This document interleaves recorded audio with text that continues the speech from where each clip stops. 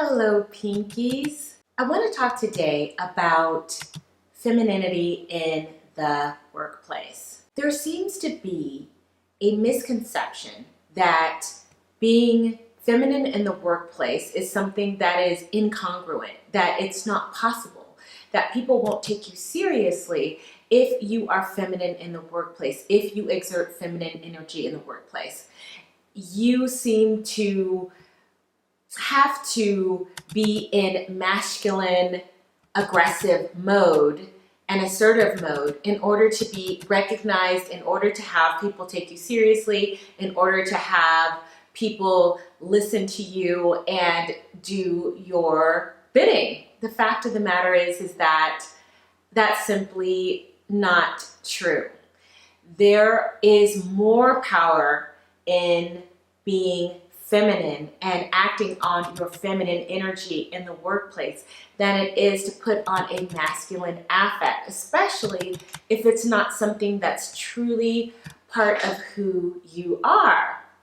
So I want to give you guys a couple of tips on how to be and feel more feminine in the workplace. We're going to have a comprehensive session on this in our Pink Pill private Facebook group later on this week. But I want to give you guys a couple of teasers, a couple of tips that I think will help you and get the ground running for you right away. So whether you're part of our private group or not, you can get some value. Okay, so let's just jump right into it. First tip, feminize your workplace. When you are looking at your office or your cubicle or wherever your workspace is, do you feel calm? Do you feel centered? Is it an environment that reminds you to be and celebrate your feminine self? Just imagine, think about when you have a bubble bath and there's candles and roses. Don't you feel feminine? Think about ways in which you can integrate that feeling of feeling soft and feminine and pampered. Second tip, instead of ordering people, instead of barking out orders, instead of telling people what to do, ask questions. Now, this is a very interesting tool that I learned when I became certified as an etiquette and protocol consultant. The person in which I was trained under gave me some very, very good advice. And what she told me was that instead of telling people what to do or calling out things, you should ask questions. For example, if there's a catastrophe in the front office and you're responsible for the people there, you know what happened, but you don't want to start pointing fingers. So what you'll do is you'll say, wow, this thing happened in the front office. What is that about? How did that happen? And then you sit back and you allow for other people to make their explanations. And then what you do is you say, well, how can we solve this problem? How can we fix this so that it doesn't happen again? Two things happen when that occurs. You'll get the people who you are trying to manage involved in solving the problem, but you'll also get their buy-in because now they're invested. They've already made the suggestion of what needs to be done, which you probably already know. Here's the beauty of making things seem like it's another person's idea. They take ownership of it. They want to make it work. They want it to succeed because if it doesn't succeed, then that means that they've failed and they take that personally. So it's very, very important to get the buy-in and the support of people, which is very feminine. It is very feminine to get the people around you to rally on your behalf. The third thing is learn how to jiu-jitsu relational aggression.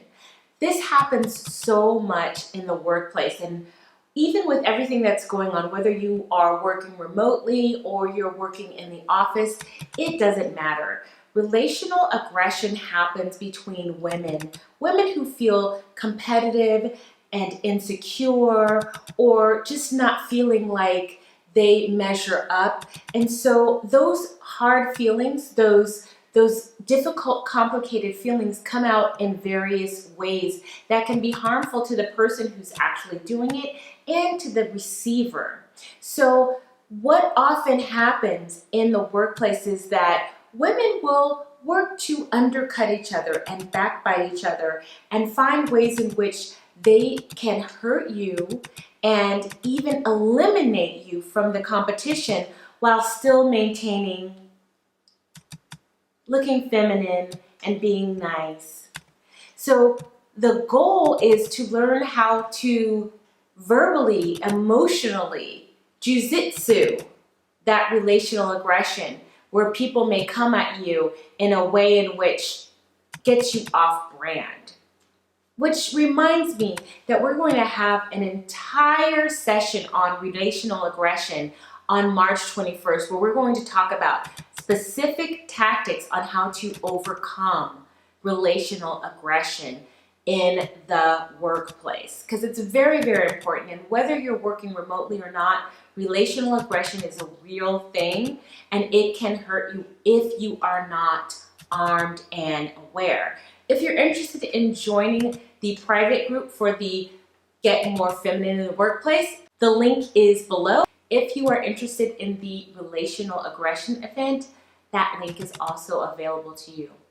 Okay, so the final thing in maintaining your femininity and encouraging the protective instincts in others is work on strategic seating. So if you are in a conference room or if you are in a situation where you have to get the buy-in of people, you want the people who are going to be your most difficult buy-ins to be as far away from you as possible. And you want your protectors and you want your allies, which you have been working to acquire because you have been pink pilling yourself. You have your allies flanking you from right to left. So the people who you want to be on your side need to be the nearest to you so they can protect you against your opponent. Also, when you use strategic color in the workplace, you can elicit certain types of emotions. One of the masters of strategic color psychology is, whether you like her or not, Nancy Pelosi. Look at the colors that she wears at different events and press conferences.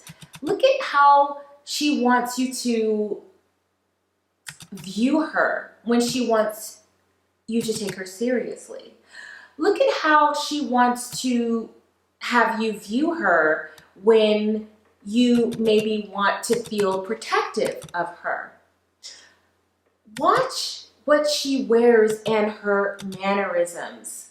Nancy Pelosi is one of the most powerful people in politics, but absolutely no one can accuse her of not being a very feminine woman. And she does that strategically through color psychology. All right, so those are just the teasers. It may be a little bit different from what you've seen in terms of what has been available on YouTube, but that's because I've really been delving into this topic, meeting with the experts, interviewing the experts, doing my due diligence, and there's so much more I want to share with you.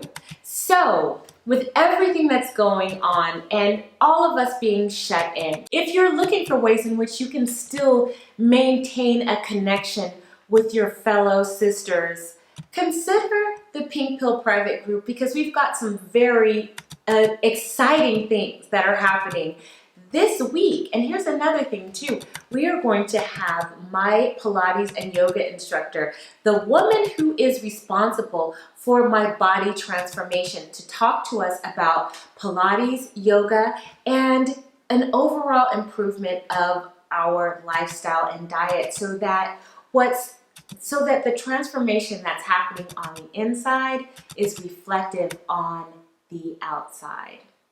All right, ladies, I hope that this video was helpful for you. I am Crystal M. Karazin. I am the creator of the Pink Pill, the first online self-improvement course specifically with Black women in mind. I help Black women become more savvy, strategic, and sophisticated in all areas of their life, socially, professionally, and romantically. If you'd like more about the Pink Pill, if you'd like to know more about the Pink Pill, just click in the link below and get all the information as well as reviews. And we have a couple of really exciting specials. We're bundling the Pink Pill now so that you get hours and hours of vintage lifestyle coaching videos that used to be available on YouTube years and years ago that have been in the vault. Now they are available. Everything from makeup tutorials, gardening, weight loss, femininity is now part of the Pink Pill. So it's never been a better time to hunker down and level up. Until next time, as always, pinkies up.